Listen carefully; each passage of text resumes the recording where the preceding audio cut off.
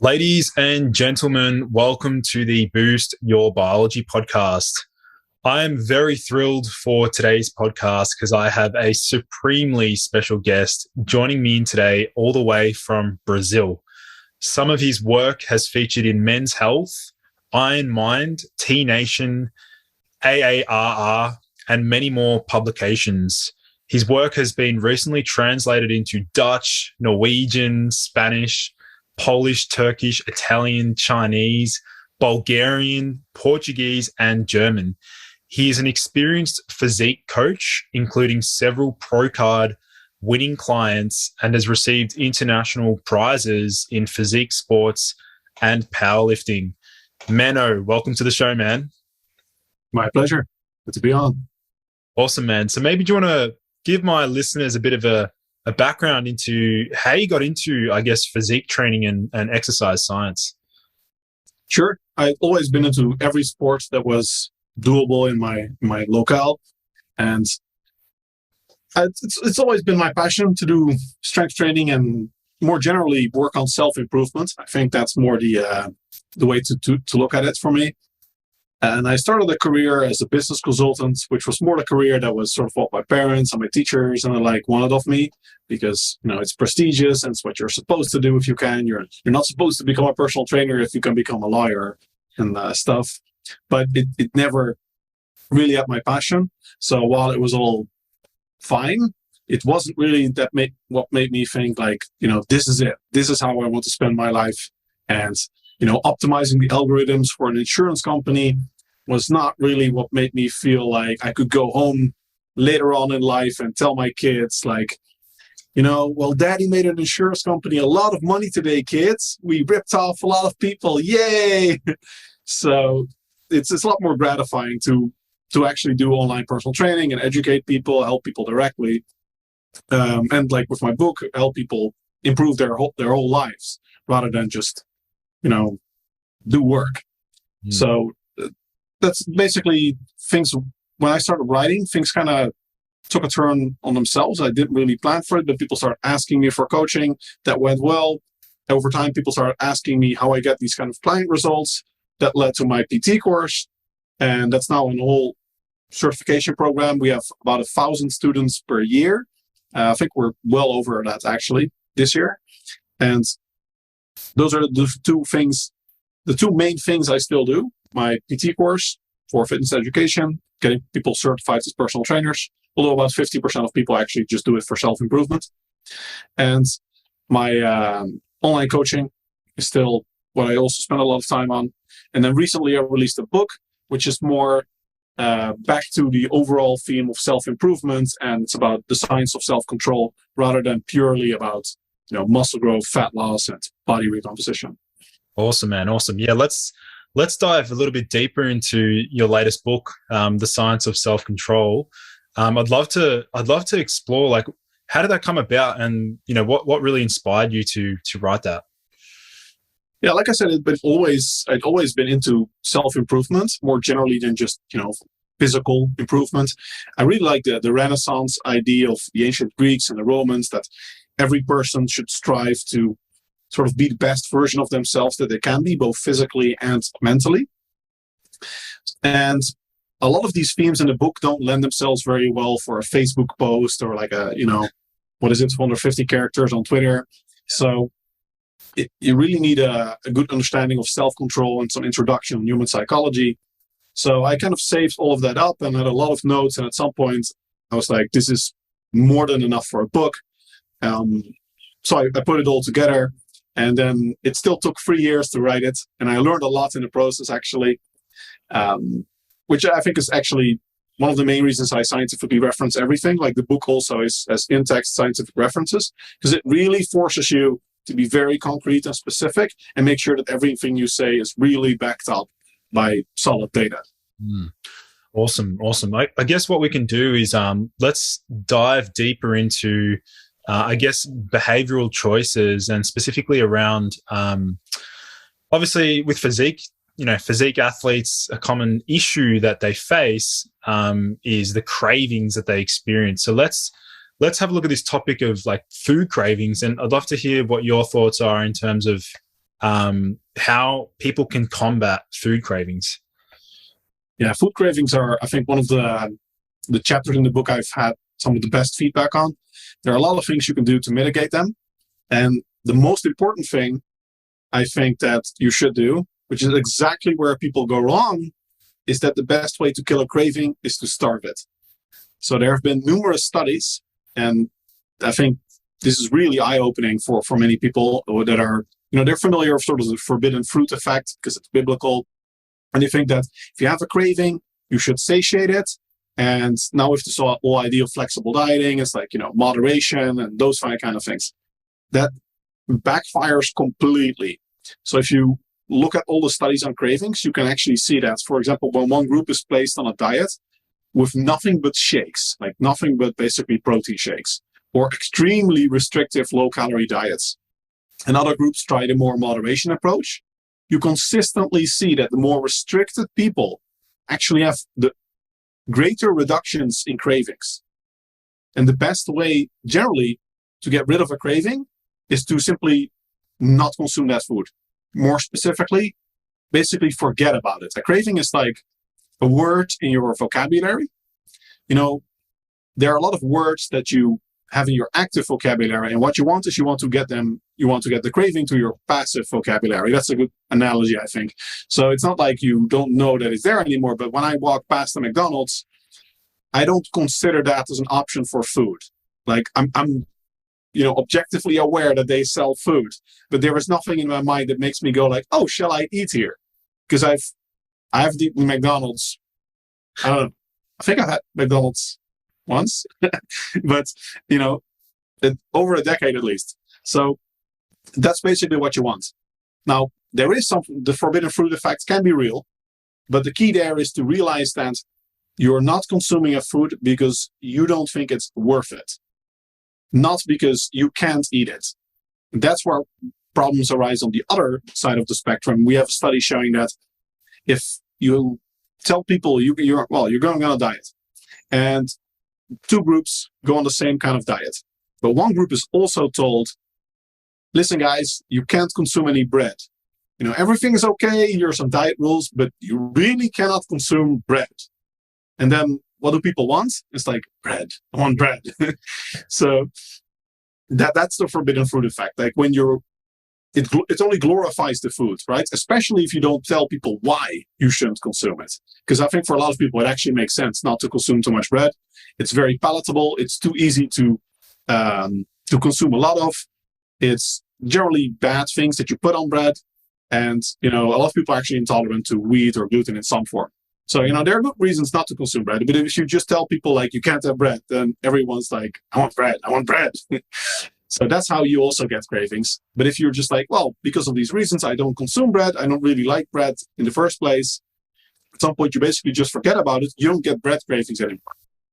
It's fascinating. The other day, I was literally thinking about something quite similar to that. It was around the sort of principle of, does food taste good when you know you shouldn't be eating it? Like, as in, like you're doing something secret, or you're breaking the rules. Like, when people break the rules and they eat something, let's say sweet, do you think that it's possible that the body has a greater physiological response to that food, knowing that they're not allowed to be eating it? Yeah, it's not a greater physical response, but mentally it glorifies the food. So you feel like that's basically what happens. You just think more of it. And I realize this very well. For example, personally, I've never really liked rice. And when I just ate whatever before I became very into fitness. I basically never ate rice. Even when I could, I had no restrictions on rice, just never ate it. Didn't care for it. So I was like, it doesn't have much taste. Don't like the texture that much. And later in fitness, when I got into contest prep, I started dieting for photo shoots. At some point, I got into this idea that, rice is, I want rice. Like, I don't know why, but it's some form. Maybe I found some recipes on it. And I think it was actually after India, where they had some really nice rice dishes, or maybe Thailand. In any case, probably in Asia. And I got it into my idea that I like rice, which is not even true. But then I thought, well, it's highly caloric. I can't have it in my diet. And then I actually started experiencing rice cravings. And I've had the same with some foods over time. And you have to basically reset yourself and think, I don't even like this stuff. It's not that good. And you just have to basically get over it and make yourself think of why you're not consuming these foods. That's the key. Awesome. Let's sort of transition and dive around the topic of flavors, because I know you've got a section in the book which discusses free glutamate or the umami flavor to improve self-control and decrease appetite. So do you want to explain, first of all, what that free glutamate is referring to?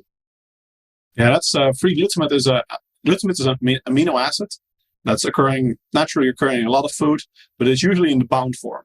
There are only a few foods that are rich in free glutamate, and those include, for example, tomatoes, mushrooms, and more synthetically, MSG. MSG is monosodium L-glutamate, so basically sodium and glutamate stuck together.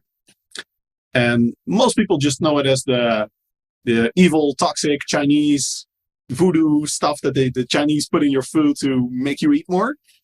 And recently, there have been 2 studies that actually found that if you put MSG in soup without people knowing it, they eat less afterwards. And you can see in their brain that the regions that are responsible for self-control are more active.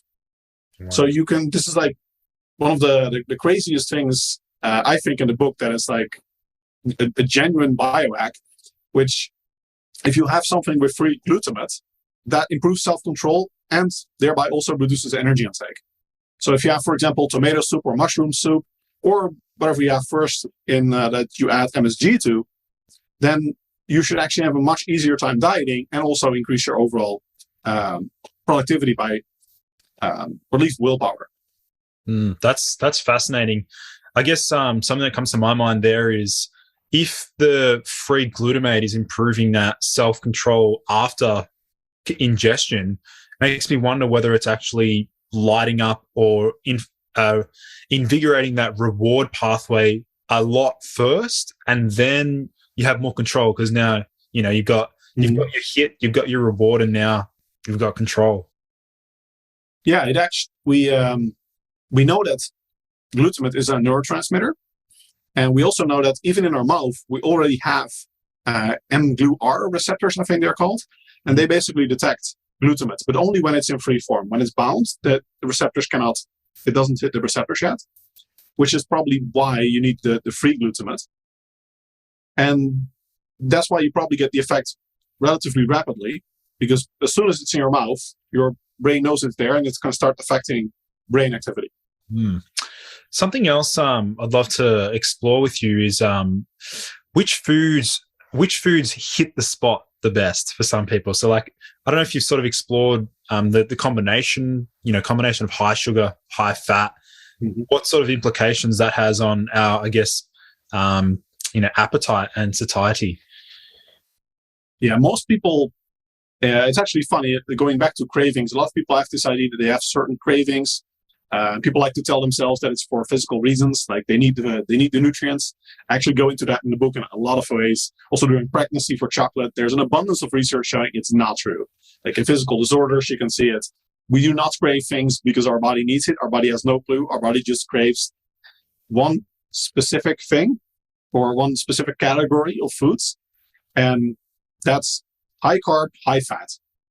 And protein is not really relevant. Usually it's also low protein, but the things people crave the most are things that are rich in carbs and fats, preferably both at the same time, which is most junk foods, right? You never hear anyone say like, I really need asparagus, like I'm craving asparagus so much right now. So that's, well, maybe pregnant women, you can see some crazy stuff. If you look at different cultures with what pregnant women crave. And it also goes to show that it's cultural, because in different cultures, pregnant women crave completely different things. In some African cultures, they actually have super, super healthy cravings. Whereas in the West, the most common craving or the most common aversion during pregnancy, I think, is meat. And meat is actually one of the things that has exactly the nutrients that pregnant women need more of, which is zinc, iron, and protein. So it's which goes to show that the cravings are not a physical thing, but really just a cultural thing. It's hunger given shape. It's specifically hunger given a shape by your basically your mental experience. Like if you smell certain foods, or you hear about certain foods, or you cannot have certain foods, those things are in your mind, and then the hunger gets the shape of that food, gets that mental representation, and then we call it a craving.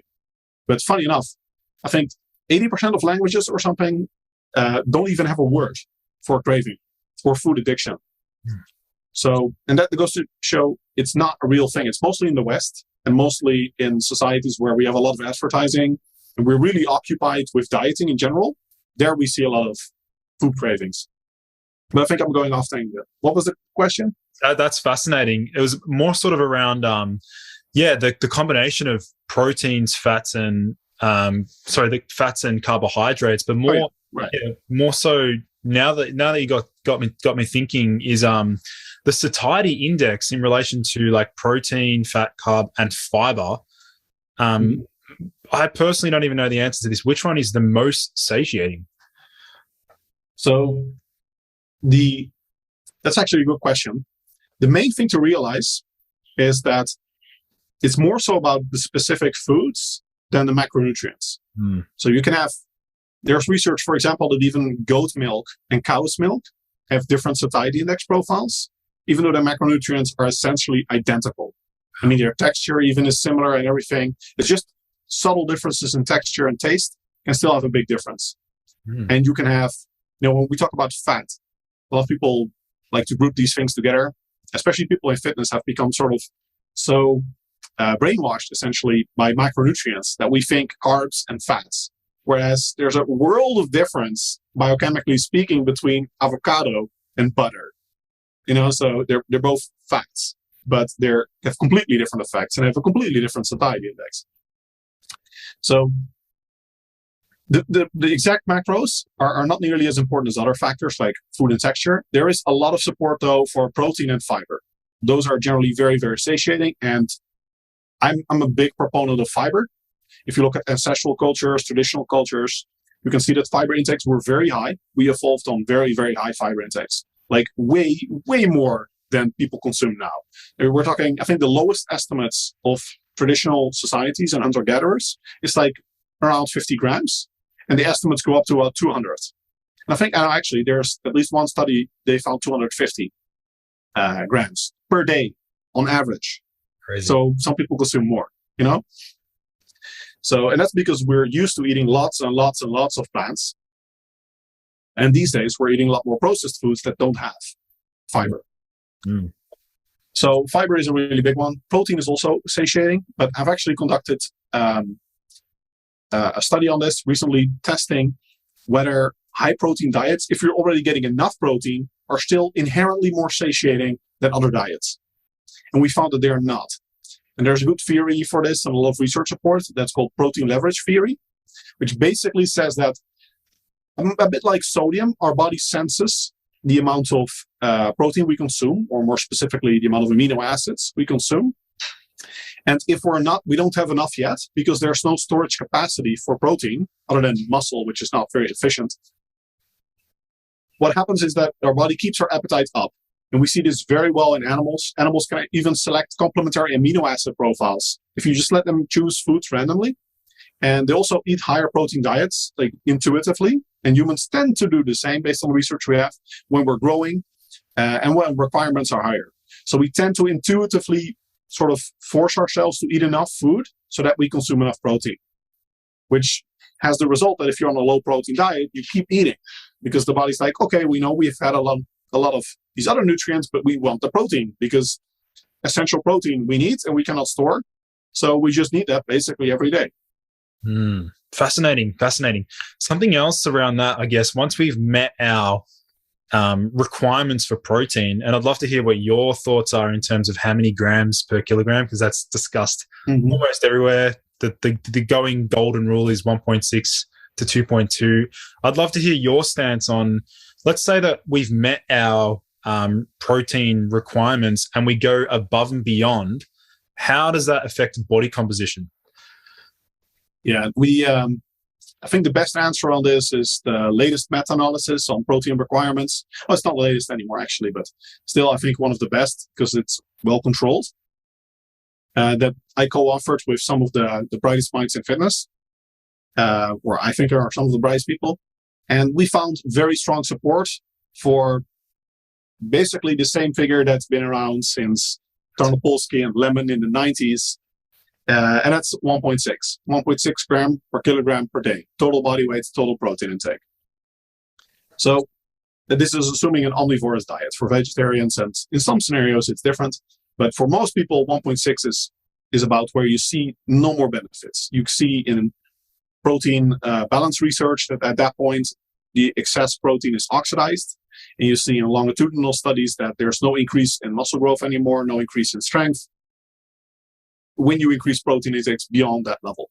Now, I like to go with 1.8 gram per kilogram per day, based on research by Lemon, where he shows that there's some inter-individual variability. So theoretically, we have some special snowflakes among us that have a bit higher protein requirement. And if you add 2 standard deviations for that, you account for the vast majority of the population being covered. So if you get a minimum of 1.8 gram protein per kilogram total body weight every day, you're probably covered. Awesome. Cool. Well, I'd love to go back to fiber. I'd love to hear your stance on, obviously, right now the carnivore diet is trending quite nicely. Yeah. And, a lot of the proponents of the, carnivore diet stress that fiber is essentially not useful, not necessary. I'd love to get your stance on, what's your perspective on fiber and its relation to health? It's not necessary. That's true. So I'll give them that.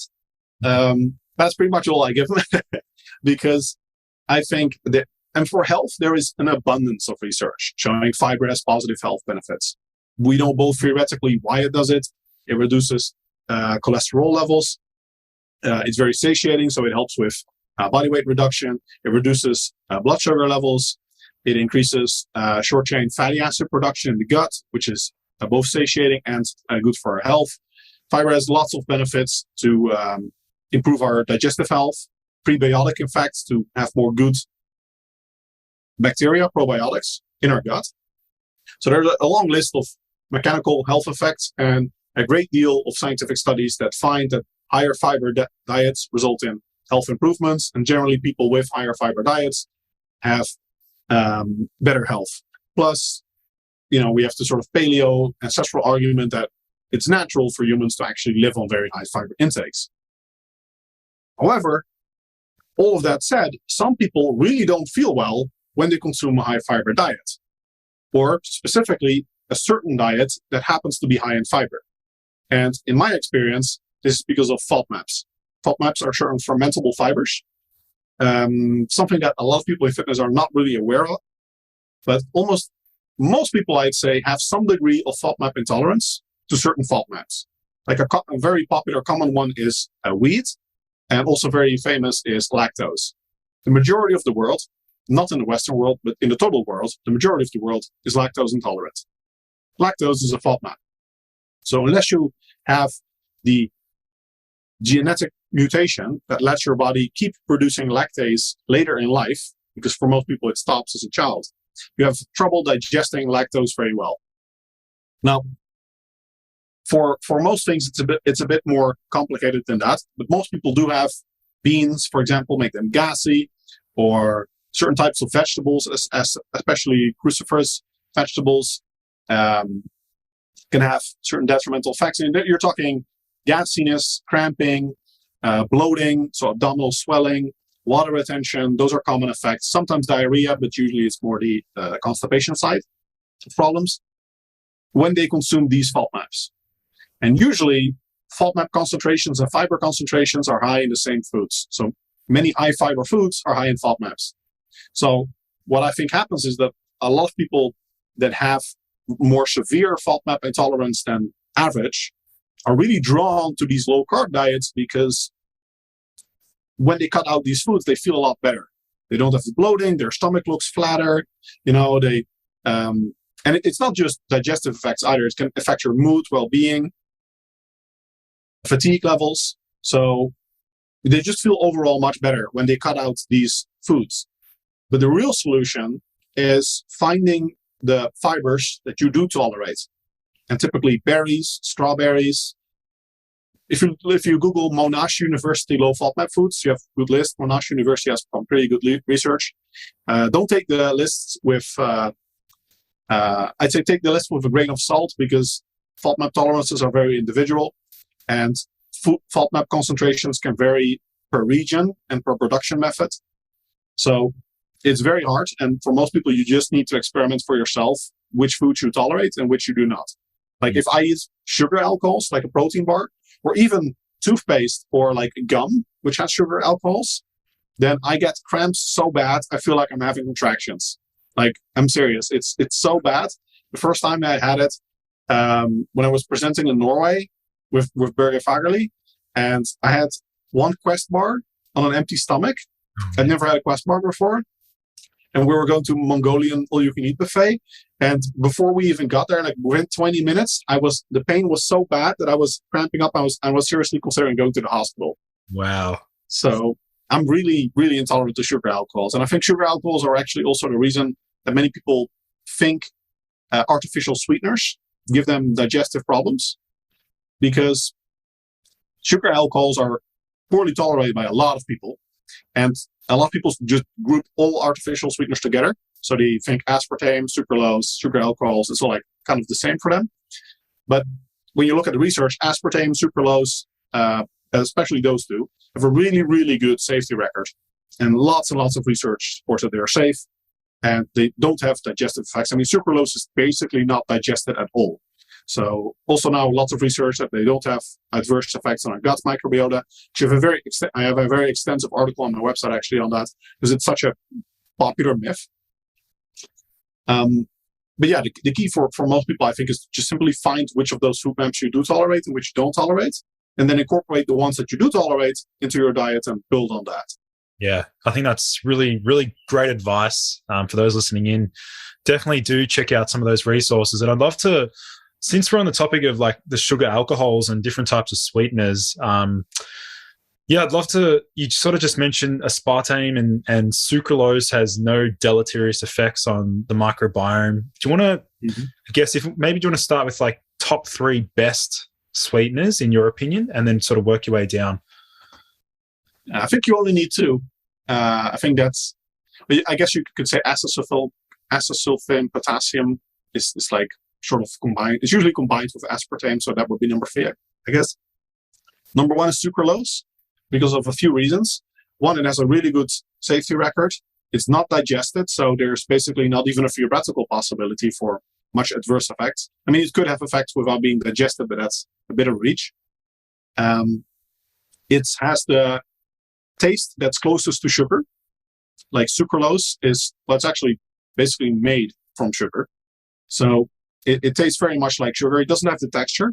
If you want the texture, I think, well, maybe that would be number 3. If you want the texture, you should try erythritol. Problem is, it's a sugar alcohol. So all of the bad stuff I just discussed, erythritol is relatively well tolerated, but in large amounts, most people do get issues. So the nice thing about it is that it has the crystal-like texture that sugar also has. Sucralose's only downside is that it does not have that texture, that crystallized structure. But other than that, it tastes much like sugar. It's about 2,000 times as sweet, so make sure you dose it accurately. And I recommend either liquid or powder, because if you buy the packs of Splenda, they still have 4 calories per pack.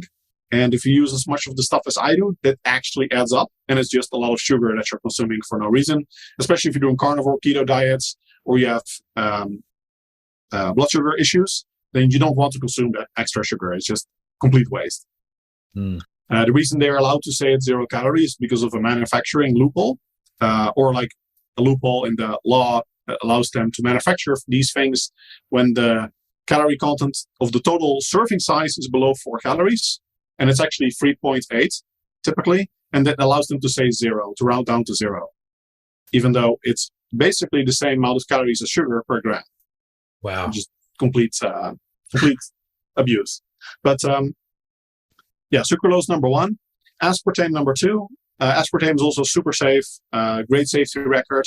The only problem is that sucralose you can bake with, it's heat resistant, and aspartame you cannot, which is why aspartame is typically found in like diet sodas and cold products, typically combined with acetylsulfame potassium to sort of mellow out the effect and give it the most sugar-like taste. But you can use it for cold stuff, and it's great. And like I said, erythritol would probably be number 3 because it has the structure that's most like sugar. So if you wanted to use it with pancakes or something, then that's a good one. So just to confirm, sucralose, is that found in nature, or is that how is that? No, it's derived from sugar, essentially, from sucrose, but it's not found in this form in nature. Interesting. Aspartame is also not found in this specific form in nature, but aspartame is actually broken down into metabolites that are also found in tomatoes and a lot of other products. So the metabolites are perfectly natural. If you want something, but like I said, even though it's not natural, it's not digested sucralose. So it's like if you want something really natural, you could go with stevia. But the problem is stevia actually does not have the same 4.0 safety record as aspartame and sucralose. People just assume it's safe because it's natural, and it is safe. Like there are also lots of research, not quite as much. And it has a very bitter metallic aftertaste. So, fine if you want the sugar, if you want the sugar that is most natural, and still somewhat like sugar without the calories, then stevia is great. But for most people, I found they don't really stick to it. And it's for some people, for me, like it's actually so bad. It's funny enough, it's the most natural, but it tastes the most artificial, which is why a lot of people are just eventually like, I'll just learn to drink my coffee or my tea pure. Yeah, awesome. So maybe let's sort of switch gears and transition and discuss a little bit around workout timing. I don't know what sort of interesting research you've seen in this sort of realm, like the timing of our workouts, and I guess trying to sync it up with our biorhythm. Yeah, so there's actually it's one of those things that I think a lot of people don't really think about, but the timing of your workout also matters. Like nutrient timing matters, of course. Some people this idea with if it fits your macros that nutrient timing doesn't matter. But that's just completely ludicrous. Like there's no researcher that actually believes that. The only question is to what extent does it matter and when? Because if you think about it, if you just have, say, 1 meal per month, like you can actually live that way. You can fast for a month and then have just 1 meal. But there, is there anyone in their right mind that thinks that's gonna be optimal for muscle growth? Like, of course not. It's not gonna be optimal for anything. So nutrient timing matters. And workout timing also matters, but most research finds that you can get used to most patterns. So if you just look at studies where they switch or like short-term research, then typically the afternoon is best. And most world records are actually broken in the afternoon for strength endurance like sports. So afternoon to early evening, I think theoretically the optimal window is 2:30 to 8:30, assuming you sleep at somewhat normal hours.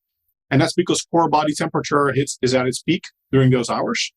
So there's actually a physical rationale for why you're stronger at that time. And you can see it in lots of sports, lots of research on it. But if you consistently train at a different time, you can get your body used to that. And there's a meta-analysis showing that the overall timing is probably not so important as long as you do it consistently. And one nice trick you can use if you train early in the morning, which is theoretically the worst time to train, is to use caffeine. Because caffeine, the effects of caffeine are effectively entirely the opposite of sleep deprivation. So it effectively forces you to be awake, which is also how it feels, right? So if you have workouts, some in the morning, some later, then I'd reserve most of your caffeine intake so you can use it in the mornings, and then should offset the negative biorhythm effect of not having your body entrained to train at that time. In particular, not having peak core body temperature. Fascinating. Something that came to my mind there is the hormonal alterations. Obviously, we have our circadian rhythm in terms of melatonin peaks at night and cortisol peaks in the morning. You sort of said one of the benefits of training in the afternoon, strength training wise, is that our core body temperature is elevated. Is there any link there with thyroid hormones? Is that a time when T3 maybe is most active, or any effects of thyroid hormones at all? I don't think so. I think free T3 concentrations peak in the morning, and T4 concentrations are relatively stable throughout the entire day. There is some research, I think, that the testosterone to cortisol ratio is also most positive in the afternoon, because cortisol has a major peak in the morning, which is actually part of the reason that wakes you up, which is actually a good thing. It's not like that's a negative thing. It's just your body waking up and getting some stress effectively again, because otherwise you'd stay asleep. But that might play a role. Most research, though, finds that for muscle growth and fat loss, these acute hormonal elevations are not that relevant. It's just too temporary, too transient to have much of an effect. Like if you look at drugs, then it still takes like androgenic anabolic steroids, for example. You can see that it still takes weeks to months for massively super physiological testosterone levels around the clock to have significant effects. Interesting. Fascinating. So I'd sort of love to sort of segue and discuss a little bit around, I guess, when it comes to, and this is a question I've always wanted to know, is around the protein intake. Let's say somebody's in a minor caloric deficit. They're trying to build muscle, but they're in a minor caloric deficit, but they meet their 1.6 to 1.8 grams of protein. Is it still possible for them to build muscle? Absolutely. There's lots of research showing you can build muscle in energy deficit. In fact, the whole idea that it's impossible to build fat-free mass in energy deficit is essentially ludicrous at face value, because it would mean that if you have surgery, for example, if you're in hospital and they don't give you enough food to be in energy surplus, and good luck with hospital food, especially if you're a big guy or a woman, that there's no way you're getting enough food to be in energy surplus. And what in that state, then theoretically your heart couldn't recover, your organs couldn't recover, you couldn't heal from anything. So it's clearly not the case. You see in lots of studies, especially in beginners. In fact, in beginners, it's the norm. It's completely normal. Like even in 80-year-olds, if you put them on a strength training program, even without dietary modifications, typically you'll see they build like 2 kilos of muscle, lose 2 kilos of fat in the span of 8 to 12 weeks. So that's the fact that it's possible is completely undebatable. The only debate is how advanced can you be and still recomp. And actually, you see that in some studies, you still see positive body recomposition in physique athletes, high-level athletes like gymnasts. So it's still possible. At a certain point, if you're like close to your genetic limits, if those exist, that's a bit debatable. I think they do, but there's actually no hard data that we have a natty max. And at that point, then it's probably impossible. And what I also see with my clients, for me as well, I'm not recomping anymore. I need to bulk to put on more muscle. But for the majority of people, especially beginners, intermediate lifters, you can recomp very effectively. Fascinating. So something else that you're quite well known to talk about is the testosterone level, or observing somebody's or gauging someone's prenatal testosterone levels just by having a look at their fingers. Now, this is going to be supremely fascinating to my audience. So do you want to explore this crazy finding? Yeah, that's one of those stranger than fiction kind of things. But we have lots of data on the fact that there are 2 markers of someone's hands that actually correlate surprisingly consistently with prenatal testosterone exposure. Now, the correlations aren't major. You need a large sample of people, and it doesn't mean that if you can tell by someone's fingers for sure how they are, for example, if they're homosexual, because research finds that, but in a large sample, you can actually see that on average, people with fingers like this are more likely to be homosexual, better at sports, etc.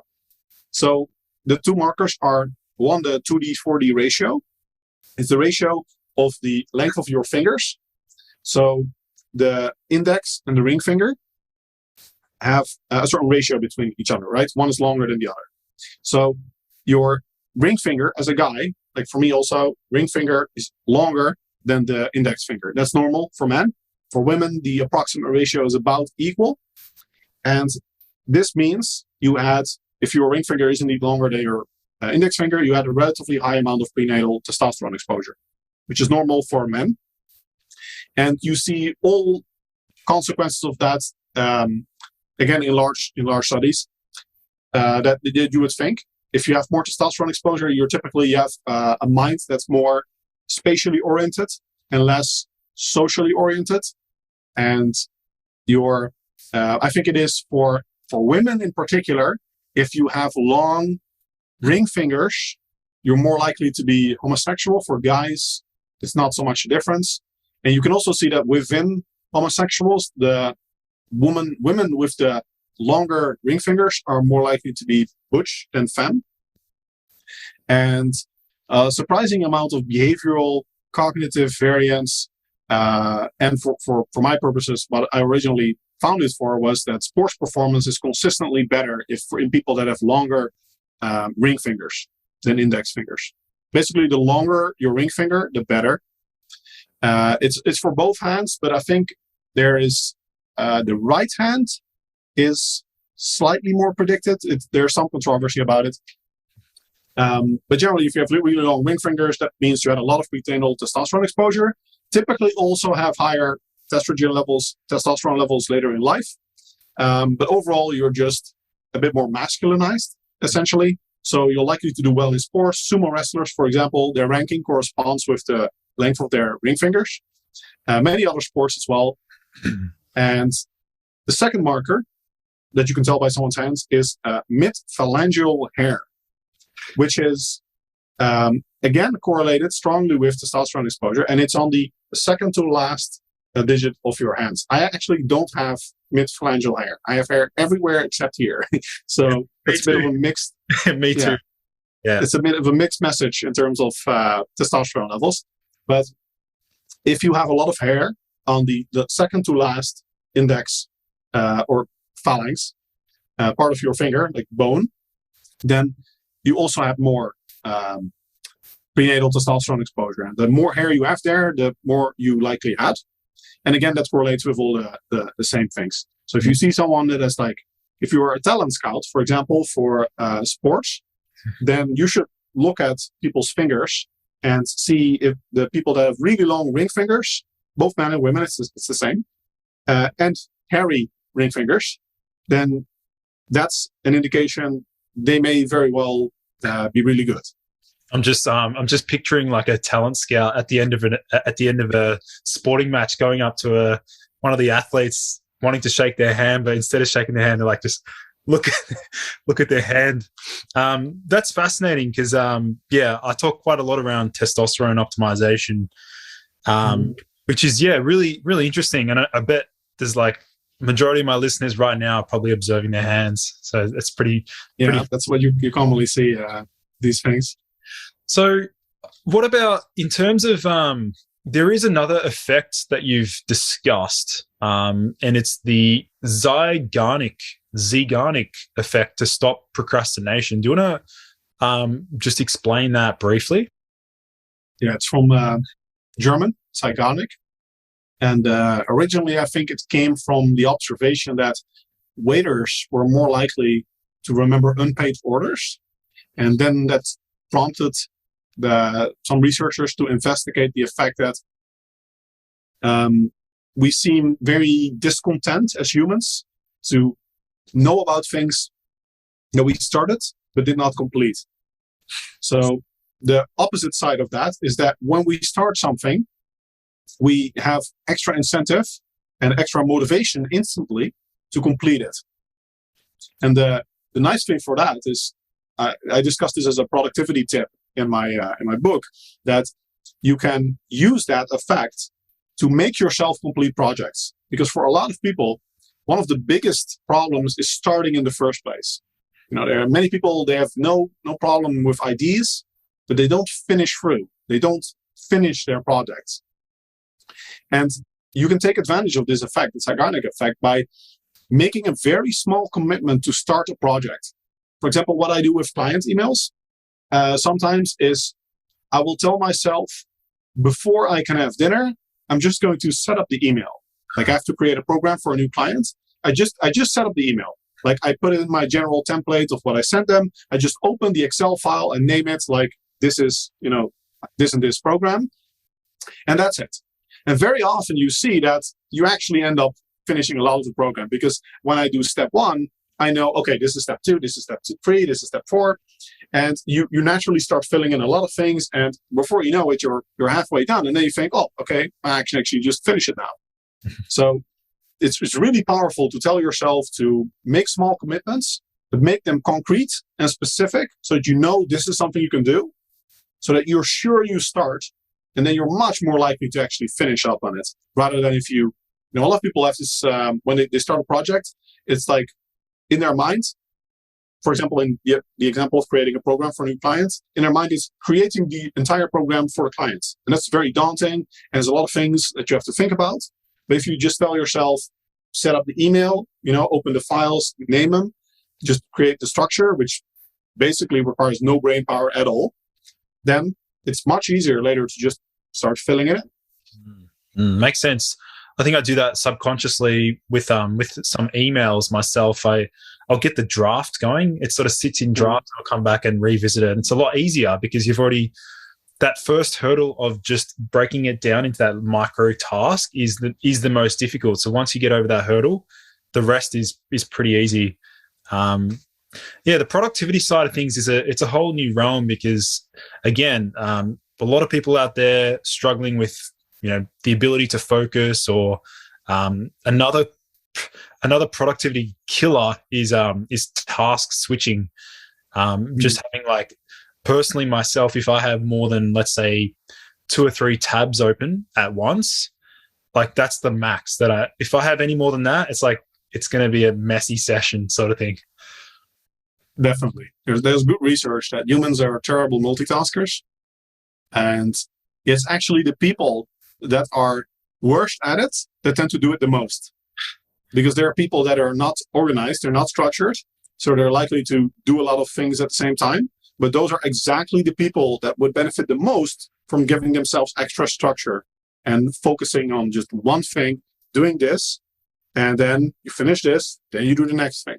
Yeah. So it's really important not to, in your browser and everything, those are things that in the book I go into how to set up your inbox, how to customize your browser. You want basically minimal distractions at all times. Your desktop, also something that's very important. You don't want distractions there. You want everything clean and optimized. And one big tip for email is turning off that you can read parts of the starting email, because that's terrible. Because you'll read the first sentences for everything, and it enters your working memory, and you cannot, unsee it, what has been seen. So it's going to be crawling around in the back of your mind and just occupying mental space, which is going to distract you and reduce your willpower and productivity until you've sent the email or read the whole thing and figured out what you have to do with it. So you can put it in a drawer and move it away mentally. Yeah. Well, Menno, I think today's been an absolute sensational podcast. I'm so happy that we managed to get it scheduled. Please let my listeners know where they can find you. And also, I'll be leaving a link, obviously, to the Science of Self-Control, the book, in my description. But where can they learn more about you? MennoHenselmans.com, which you also see in the links, because nobody can pronounce or type it. Not the best name if you want to get popular online. But it's my real name. I'm Dutch. So on that site, you'll find everything. lots of free articles. If you're new to my content, probably the best way is if you go on my site, or if you go to mennohenselmans.com/subscribe, you can get a free email newsletter. And I have a mini course, actually not so mini courses. I think it's like 18 lessons that are free and gives you like a tour of my most popular contents and just a lot of free content. Beautiful. Awesome. All right, Menno. Well, yeah, thanks so much for joining on the show. It was a pleasure chatting. My pleasure. Yeah, Good luck.